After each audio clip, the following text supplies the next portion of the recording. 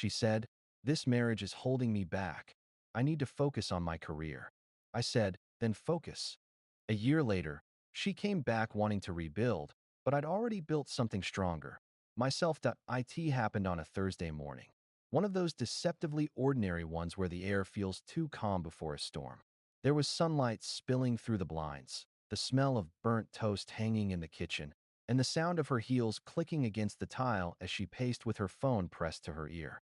When she finally hung up, she didn't even look at me before speaking. She just exhaled sharply and said, almost like a line she'd rehearsed, "This marriage is holding me back, Noah. I need to focus on my career."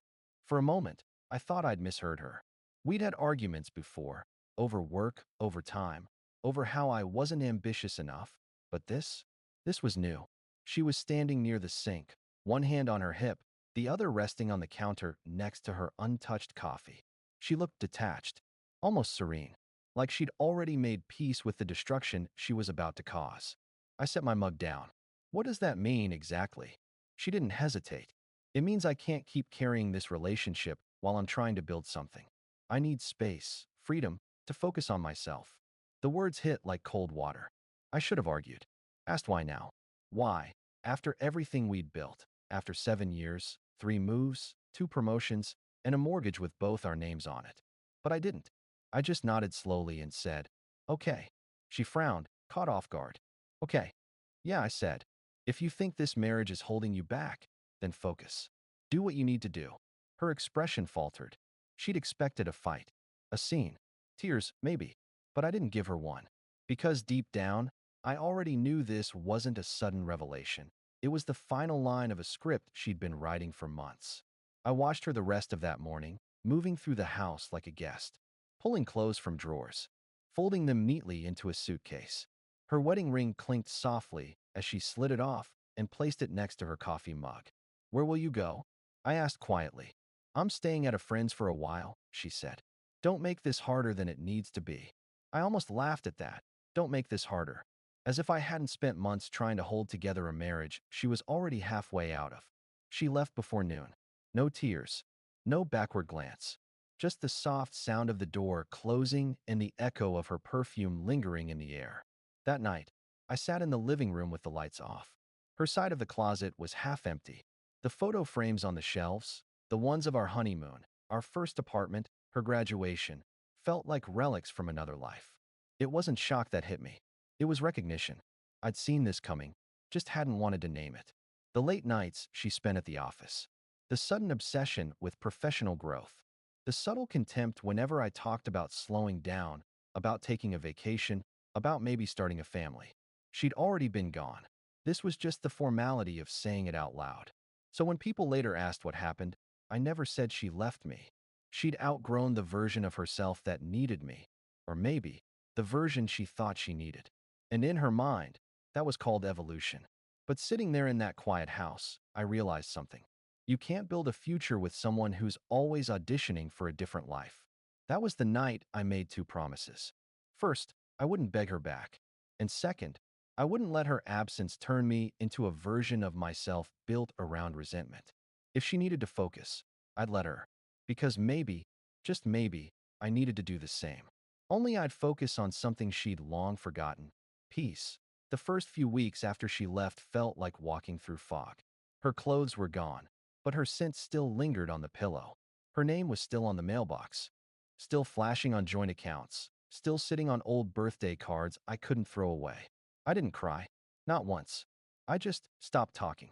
My friends called. My sister tried to visit. Everyone had some version of "you'll move on, man," or "she'll come back."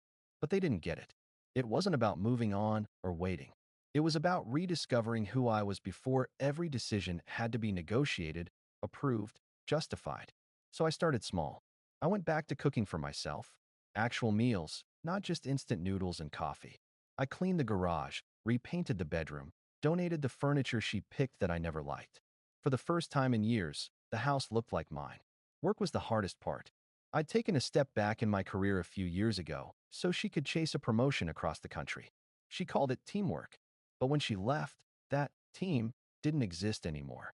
So I applied for a new position, a role I'd turned down once because it required travel. Now, there was nothing keeping me home.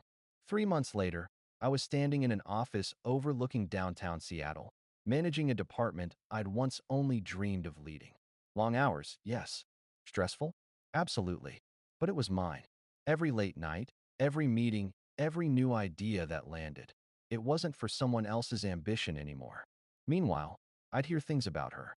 Mutual friends would mention she'd gotten a new job, one that wasn't quite what she expected, that she'd moved in with a coworker, that she'd started going out every weekend, posting motivational quotes about self-love and finding your path. I didn't follow her, didn't check her socials, didn't even ask. But one night, curiosity won. I searched her name and found her public account, and there it was. A picture of her at some rooftop party, drink in hand, smile too wide to be real. Caption: sometimes you have to lose yourself to find your true potential. Dizzy #freedom #new beginnings. I stared at that post longer than I should have, because the woman in that picture wasn't my wife. She was a stranger dressed in ambition and glitter. And maybe that's what she'd always wanted to be. 6 months passed. My life became quiet, steady, almost peaceful. I'd started jogging again, got a dog, learned to play guitar. I even redecorated the living room with colors I liked, not the neutral tone she insisted on. And one evening, as the sun set behind the trees outside, I realized something that made me smile. I didn't miss her anymore. Not the way she used to be. Not the way she left. Not even the way she said, "This marriage is holding me back." Because somewhere along the way, I'd stopped replaying her words and started writing my own. And they sounded a lot like freedom. Update 1.it had been almost a year since she walked out.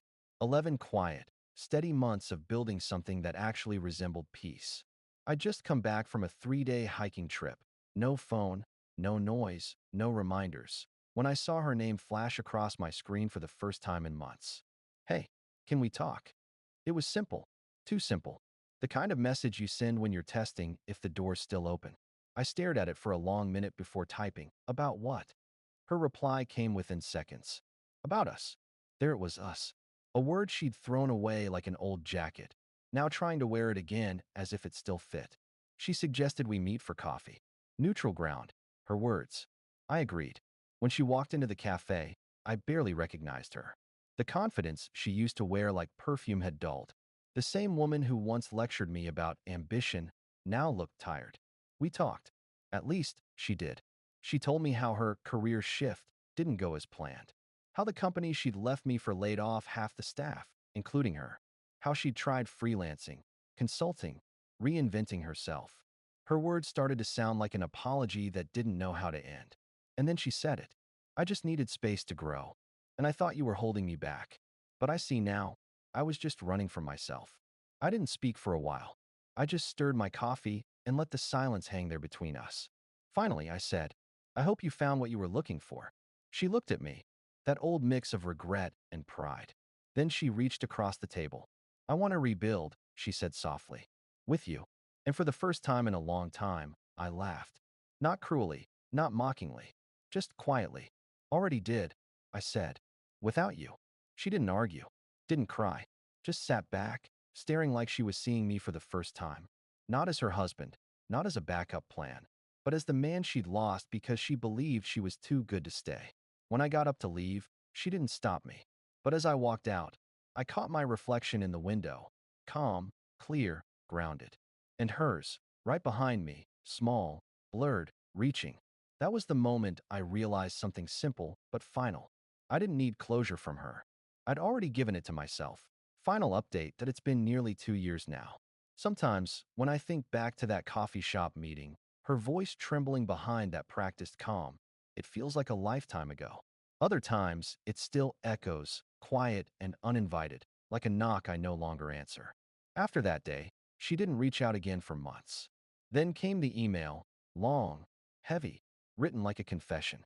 She told me she'd started therapy, that she'd realized how much her worth had been tied to being successful, admired, ahead, that she'd mistaken control for independence and pride for strength. She said she missed the way I made things feel steady, that she was sorry for leaving a good man to chase a hollow version of herself. I didn't reply, not out of bitterness, but because I had nothing left to say that wouldn't reopen a wound I'd already stitched shut myself. My life since then hasn't been a montage of victories. There was no grand revenge arc, no poetic justice, just quiet rebuilding. I sold the house we bought together, the one she called too safe, moved into a smaller apartment downtown, started taking photography jobs again. The first time someone paid me to capture a wedding, I almost turned it down. But I took it, and standing behind the lens, watching two people promise each other forever, I didn't feel bitterness, just peace, and a small, private understanding that not every promise is meant to last, and that's okay. I heard through a mutual friend that she'd moved back in with her parents for a while, then to a small place near the coast. She's freelancing now, writing articles about career resilience and reinventing yourself after loss. I read one once. She mentioned me without naming me, said she used to think love meant being understood, but now she believes it means being respected, and she's learning how to do both. That line stayed with me longer than I expected.